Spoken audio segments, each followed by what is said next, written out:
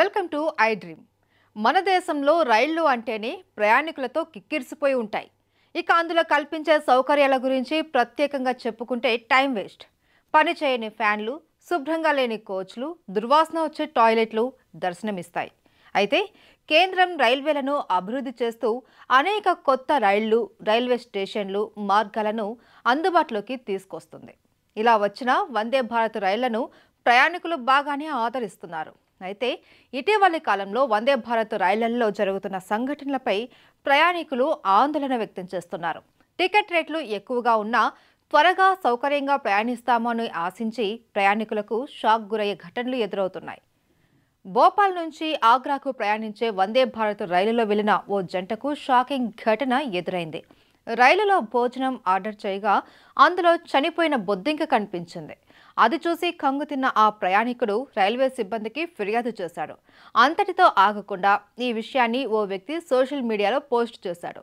ఈ నెల 18వ తేదీన తమ బంధువులే వందే భారత్ రైలులో భోపాల్ నుంచి ఆగ్రా వరకు ప్రయాణించారు అని, ఆ సమయంలో ఐఆర్సీటీసీ అందించిన భోజనంలో చనిపోయిన బొద్దింక వచ్చిందని తెలిపాడు.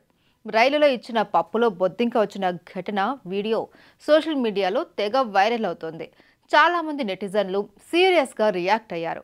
ఇలాంటి ఘటనలను అలాగే వదిలేయకూడదు అని పలువురు సూచించారు.